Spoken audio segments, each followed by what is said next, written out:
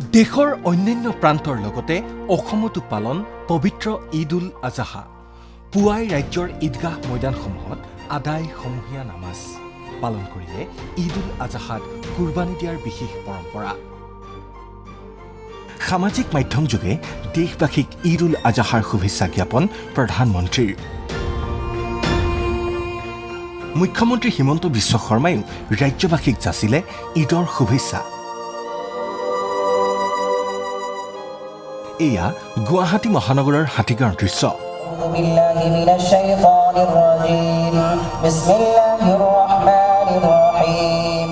ত্যাগৰ বাৰ্তাবাহক এই পবিত্ৰ দিনটোত এইদৰে সহস্ৰাধিক ইছলাম ধৰ্মাৱলম্বী লোকে হাতীগাঁৱত আদায় কৰিলে সমূহীয়া নামাজ।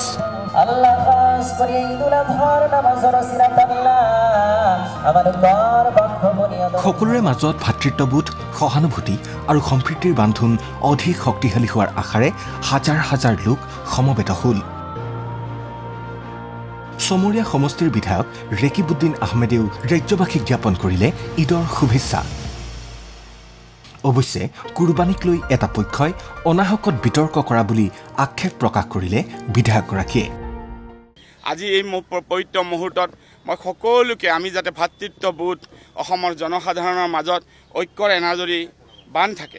আজি কিছুমান এটা পক্ষই এই ঈদ উল আজহা কুৰবানীক লৈ এটা সাংঘাতিক বিতৰ্কৰ ফালেলৈ এই ঈদ উল আজহাক লৈ যাবলৈ কিছুমানে এটা চেষ্টা কৰিছে, কিন্তু আমাৰ এটা প্ৰচেষ্টা সদায় হাতত থাকিব, আমি যাতে সমাজখনৰ মাজত অশান্তি হ'বলৈ কেতিয়াও নিদিওঁ।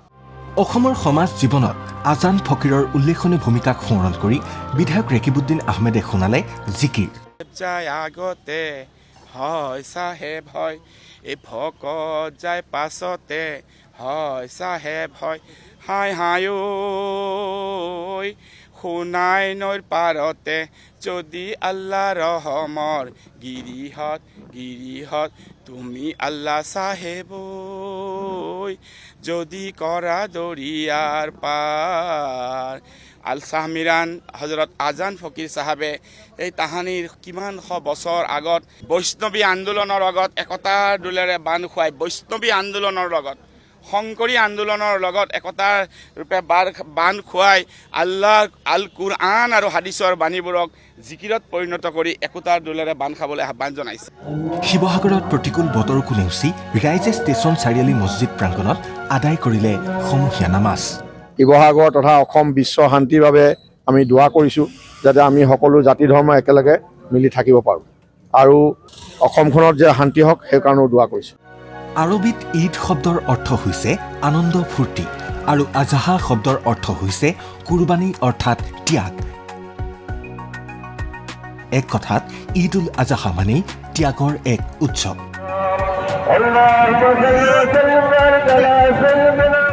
শান্তি, সমৃদ্ধি আৰু ভাতৃত্ববোধৰ প্ৰাৰ্থনাৰে ৰাজ্যৰ প্ৰান্তে প্ৰান্তে আদায় কৰা হ'ল নামাজ।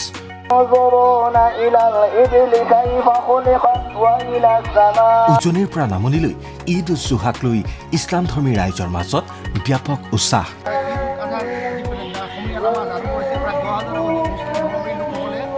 নগাঁৱৰ আঞ্জুমানে ঈদগাহ মৈদানত সমূহীয়া নামাজত অংশগ্ৰহণ সাংসদ ৰকিবুল হুছেইন আৰু চামগুৰিৰ বিধায়ক তানজিল হুছেইনৰ। সকলোলৈকে ঈদ মুবাৰক জ্ঞাপন কৰিছোঁ। নগাঁওবাসী ৰাইজ, ৰাজ্যবাসী ৰাইজ, দেশবাসী ৰাইজ, বিশ্ববাসী ৰাইজক আমি ঈদ মুবাৰক জ্ঞাপন কৰিছোঁ আৰু আশা কৰিছোঁ যে আজি এই সমূহীয়া নামাজৰ জৰিয়তে আমি আমাৰ মাজত আৰু অধিক মিলা প্ৰীতি আমি সুদৃঢ় কৰিব পাৰিম। আজি আমাৰ যেতিয়া সমূহীয়া নামাজ হয় আমি বিশ্বাস কৰোঁ যে ইয়াত যদি কোনোবা এজনৰ দোৱা মহান আল্লাহ তাআলাই কবুল কৰে তেতিয়া সকলোৱে আমি সুখে শান্তিৰে থাকিব পাৰোঁ। চামগুৰিৰ নৱনিৰ্বাচিত বিধায়ক তানজিল হুছেইনেও সমূহীয়া নামাজত অংশগ্ৰহণ কৰি কামনা কৰিলে শান্তি, সম্প্ৰীতি আৰু সমৃদ্ধিৰ। আৰু আহি থকা দিনত এই ঈদে আমাৰ যেনেকৈ ভাতৃত্ববোধটো আমাৰ মজবুত কৰক আৰু আমাৰ যোনখিনি যাৰ যাৰ আশা আকাংক্ষা আছে সেইখিনি পূৰণ কৰক আৰু যোনে যি বিচাৰিছে আজি সমূহীয়া দোৱাত চবৰে দোৱা কবুল হওক আৰু আহি থকা দিনত যে আমাৰ দেশখনত, আমাৰ ৰাজ্যখনত, আমাৰ সমষ্টিত, আমাৰ জিলাত আমি যে ভাতৃত্ববোধ আমাৰ জাতি ধৰ্ম বৰ্ণ নিৰ্বিশেষে আমি একেলগে ভালকৈ থাকিব পাৰোঁ, সেইটো আজি এই সমূহীয়াৰ বাবে আমি দোৱা কৰিছোঁ। আমগুৰি, বদদ্ৰৱা, বিজনী, বিশ্বনাথ, বোকাখাট, বঙাইগাঁও, চেঙা, দেৰগাঁও, ধুবুৰী, ডবকা, ফকীৰগঞ্জ, হাটচিংমাৰী, হোজাই, জুৰিয়া, কলিয়াবৰ, কোকৰাঝাৰ, নাজিৰা, শিলচৰ শ্ৰীভূমিকে ধৰি ৰাজ্যৰ প্ৰতিটো প্ৰান্ততেই আদায় কৰা হ'ল ঈদ উল আজাহাৰ সমূহীয়া নামাজ। Bureau report ND24।